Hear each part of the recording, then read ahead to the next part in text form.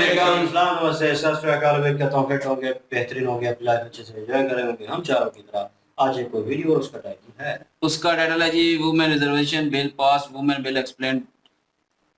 और आरजे रोना की वीडियो है जी, ओरिजिनल वीडियो का लिंक डिस्क्रिप्शन में। जो लाजमी इनको भी सपोर्ट करें, हमें भी सपोर्ट करें। मेरा नाम है राणा मोहम्मद अली और मेरे साथ हैं नदीम इकबाल, मोहम्मद समीर खोखर, परिसर Iqbal. So guys let's start. Eyes 215। तो भाई आखिरकार महिला आरक्षण बिल संसद में पास हो ही गया और इसके पास होते ही हर पॉलिटिकल पार्टी इस बिल का क्रेडिट लेने के लिए अपने अपने बिलों से बाहर आ गई है। बिल के पास होने पर क्रेडिट लेने की ऐसी होड़ मची है जैसे कई सालों से फेल हो रहे बच्चे के अचानक पास हो जाने पर सारे मास्टर जी छाती ठोक कर दावा करने लगते हैं कि इस लौंडे को हमने पास कराया है, इसको पढ़ाने में हमने अपने घुटने छीले हैं। मगर बिल के पास होते ही कई सवाल भी बिल बिलाकर बिल से बाहर निकल आए हैं। मसलन बिल तो पास हो गया है, मगर महिलाओं का 33% आरक्षण लागू कब से होगा? बताओ बताओ। बोलो बोलो, टेल टेल। क्या महिलाओं के इस रिजर्वेशन में ओबीसी और एसटी महिलाओं को अलग से आरक्षण मिलेगा? महिलाओं को आरक्षण तो मिल गया, मगर इस आरक्षण से फायदा क्या होगा? मेरी वाली इंस्टा पर मेरे हाय का जवाब देना शुरू कर देगी।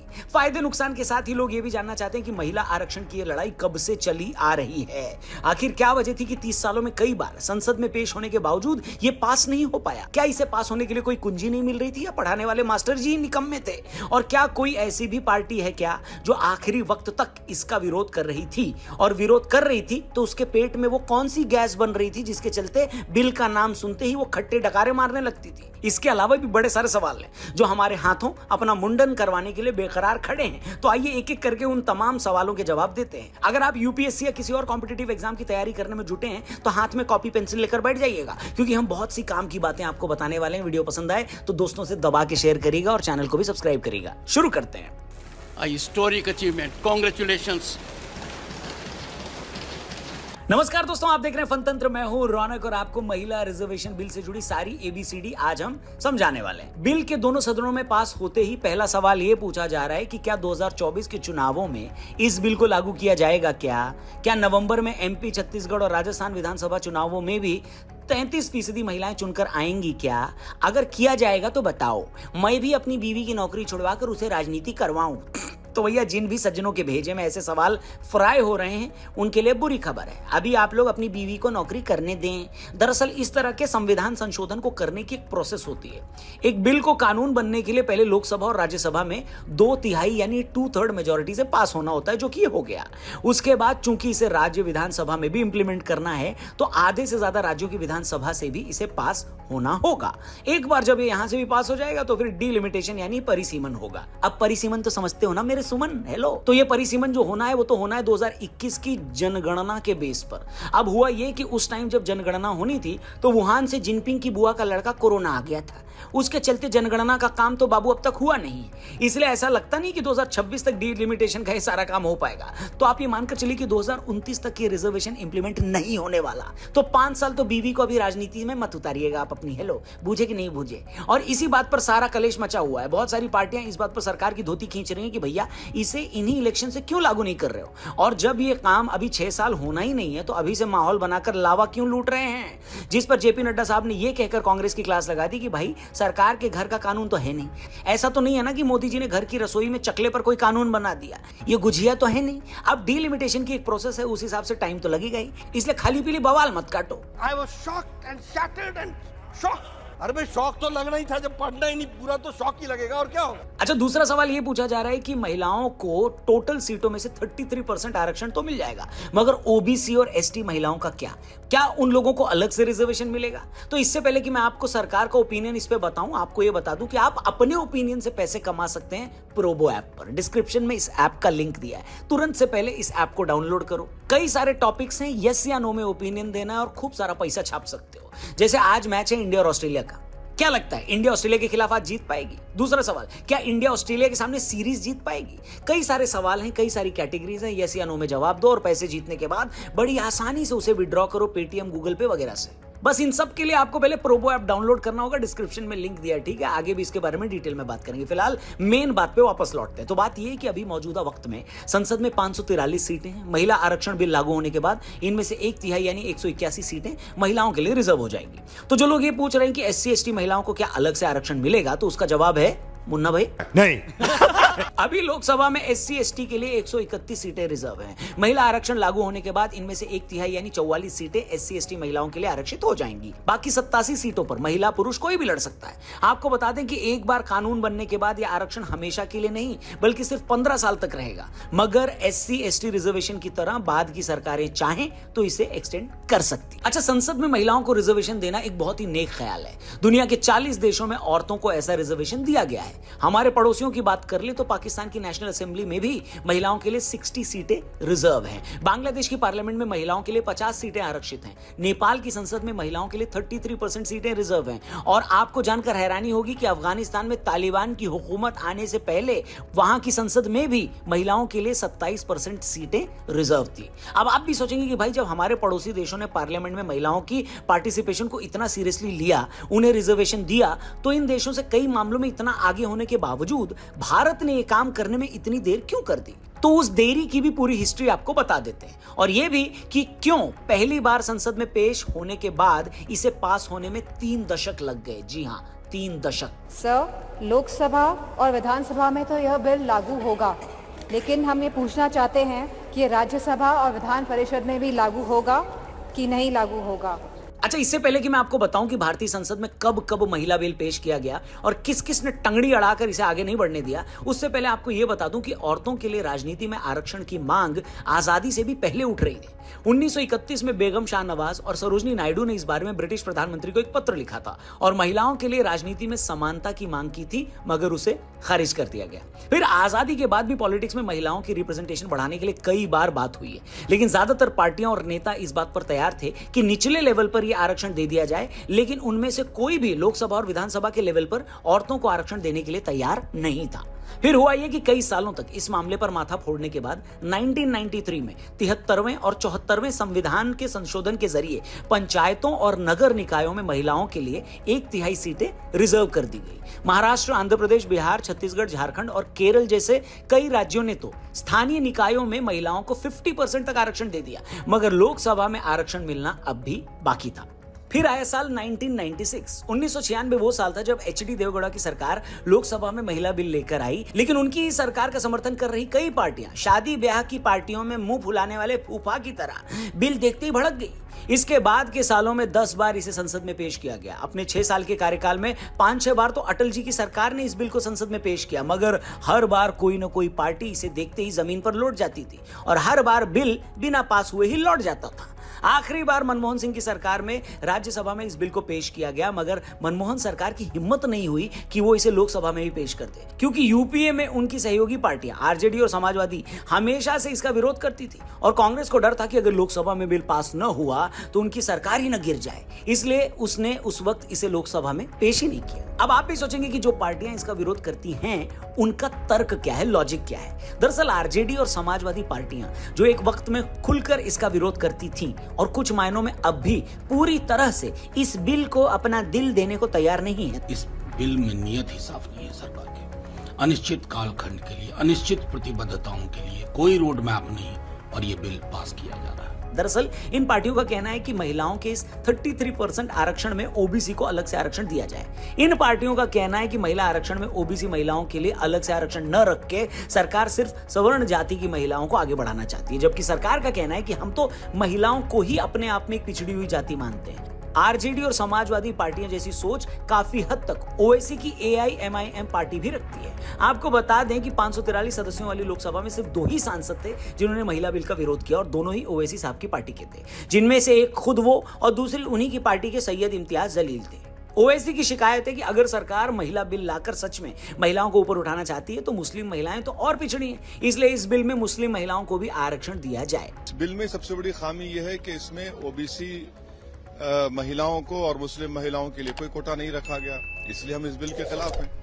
अब जब ये साफ हो गया कि बिल देर सवेर कानून बन ही जाएगा, तो हम सबसे जरूरी सवाल की तरफ आते हैं, और वो ये कि इनसे क्या सच में कोई फायदा होगा, क्योंकि पंचायत और निगम लेवल पर देखा गया है कि महिलाओं के लिए आरक्षित सीट पर अक्सर उनके पति ही हुकूमत करते हैं और वो महिलाएं बस नाम भर की उस पद पर होती हैं। इस बात को अगर थोड़े टाइम के लिए हम लोग साइड भी कर दें, क्योंकि इस डर से क्या महिला आरक्षण लागू ही नहीं किया जाएगा क्या, तो बिल के फेवर में सबसे बड़ी दलील ये है कि भारत जैसे देश में आज भी महिलाओं की स्थिति कोई बहुत अच्छी नहीं है। भारतीय संसद में महिलाओं की भागीदारी आज की तारीख तारीख में 15% भी नहीं है। इस मामले में भारत अपने पड़ोसी देश बांग्लादेश और पाकिस्तान से भी पीछे। ऐसे में अगर 33% महिलाएं चुनकर संसद में पहुंचती हैं तो वहां पहुंचकर वो महिलाओं की आवाज उठाएंगी, उनके मुद्दों पर अपनी बात प्राथमिकता से रखेंगी। इसके अलावा महिलाओं के खिलाफ होने वाले क्राइम, वर्कफोर्स पर उनकी कम भागीदारी और जेंडर रेशियो जैसे मुद्दों पर भी वो एक सही आवाज बनेंगी। इसके अलावा महिला आरक्षण के विरोध में तर्क यह है कि इससे एक ही जाति की महिलाएं आगे आएंगी। महिलाओं को यूं आरक्षण देना संविधान में दिए समानता के अधिकार का हनन है। एक बार महिलाओं को आरक्षण की बैसाखी दे दी तो वो अपने दम पर आगे नहीं बढ़ पाएंगी। मगर देखो, ऐसा है ना कि मेरी नजर में रिजर्वेशन वाले मुद्दे में जो सबसे खलने वाली बात है वो ये है कि महिलाओं को जिन 181 सीटों पर आरक्षण मिलेगा, ये सीटें रोटेशन बेस पर हर चुनाव में बदलती रहेंगी। मतलब जिन 181 सीटों पर इस बार महिला उम्मीदवार थी, तो अगले चुनाव में इस बात की गारंटी है कि वो उन्हीं सीटों पर दोबारा चुनाव नहीं लड़ेंगी। अब ये महिलाएं अगली बार जिन सीटों पर चुनाव लड़ेंगी, वहां के मौजूदा सांसदों का टिकट भी कट जाएगा और वो भी दोबारा उस सीट से चुनाव नहीं लड़ेंगे। इस तरह हर चुनाव में 543 में से 362 सांसद ऐसे होंगे जिनके टिकट कट जाएंगे। और जब किसी भी सांसद को यह पता होगा कि वो दोबारा उस जगह से नहीं लड़ने वाला, तो भैया वो तो अपनी जिम्मेदारी कैसे समझेगा बताइए? उसमें काम करने या न करने का डर कैसे आएगा? मेरी समझ में महिला आरक्षण बिल को लागू करने में ये सबसे बड़ा चैलेंज यही है। अब देखना होगा कि सरकार या कानून बनाने वाले इस चैलेंज से कैसे निपटते हैं। बाकी आपकी इस मामले में क्या राय है? कमेंट सेक्शन खुला हुआ है, प्लीज जरूर लिखिएगा, बताइएगा। बाकी आपकी इस मामले में क्या राय है? कमेंट सेक्शन खुला हुआ है, प्लीज जरूर लिखिएगा, बताइएगा। और जाते जाते डिस्क्रिप्शन में प्रोबो ऐप का लिंक दिया है, फटाफट से क्लिक करके इस ऐप को डाउनलोड करिएगा और वेलकम बोनस 25 रुपए का मिलेगा। कई सारी कैटेगरीज के कई सारे सवाल हैं, सिर्फ हाँ या ना में ओपिनियन ही तो देना है आपको। हर जगह ओपिनियन फ्री में देते हो, यहाँ पे देके पैसा भी कमा लो। भारत और ऑस्ट्रेलिया का आज वनडे मैच है, क्या लगता है भारत जीतेगा? है ये भी सवाल वहां पूछा गया। तो जल्दी से प्रोबो ऐप डाउनलोड करो, डिस्क्रिप्शन में लिंक है। और जाने से पहले हमारे चैनल को भी सब्सक्राइब करना। फेसबुक पे देख रहे हो तो पेज को जरूर लाइक करना। और हेलो, हमारे व्हाट्सएप चैनल पे भी हेलो है जरूर बोलना, वहां पे भी आपके लिए बहुत सारी मस्ती लाते रहेंगे। फिलहाल जाते हैं, थैंक यू फॉर वॉचिंग, जल्दी मिलते हैं। जय हिंद, जय भारत। वीडियो जबरदस्त थी, अच्छी वीडियो थी और उन्होंने अच्छी क्रिएशन किया, नो डाउट। और थोड़े बहुत मुद्दे होते हैं मुल्क में जो सामने आ रहे होते हैं, ऐसे इशू होते हैं, इनको लाइट आउट करना चाहिए और ये भी उनमें से एक है। और हम हमेशा कहते हैं पाकिस्तान में भी कि हम औरतों को बड़ा सपोर्ट करते हैं और शाना शाना चल रही है और बहुत सारी चीज़ों में, बहुत सारी फील्ड्स में औरतें जो आगे हैं, काम कर रही हैं, नो डाउट कर रही हैं, इसमें कोई शक नहीं है।